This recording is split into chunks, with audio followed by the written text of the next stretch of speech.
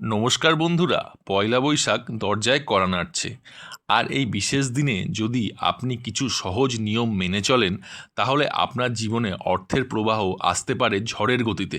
বিশ্বাস না হলে ভিডিওটা শেষ পর্যন্ত দেখুন। প্রথম উপায়, পয়লা বৈশাখের সকালে স্নান করে পরিষ্কার পোশাক পরুন এবং বাড়ির মূল দরজায় হলুদ বা লাল রঙের আলপনা দিন। এতে ঘরে ইতিবাচক শক্তি প্রবেশ করে এবং অর্থের পথ খুলে যায়। দ্বিতীয় উপায়, এই দিনে মা লক্ষ্মী এবং গণেশের পূজা করুন। একটি প্রদীপ জ্বালান এবং সামান্য মিষ্টি নিবেদন করুন। বিশ্বাস করা হয় এতে ধনদেবীর আপনার উপর কৃপা বর্ষণ করেন।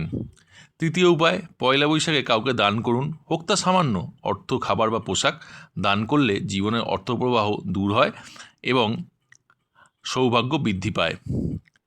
চতুর্থ উপায়, এই দিনে নতুন কিছু শুরু করার চেষ্টা করুন, নতুন ব্যবসা, নতুন কাজ বা নতুন পরিকল্পনা, কারণ এই দিনটিকে নতুন কিছু শুরু করার জন্য সবচেয়ে শুভ মনে করা হয়। পঞ্চম উপায়, বাড়িতে একটি লক্ষ্মীর পায়ের চিহ্ন আঁকুন বা স্টিকার লাগান, যাতে মনে হয় মা লক্ষ্মী আপনার ঘরে প্রবেশ করছে।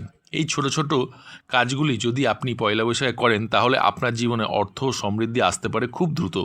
ভিডিওটি ভালো লাগলে লাইক, শেয়ার এবং সাবস্ক্রাইব করতে ভুলবেন না। শুভ নববর্ষ বন্ধুরা।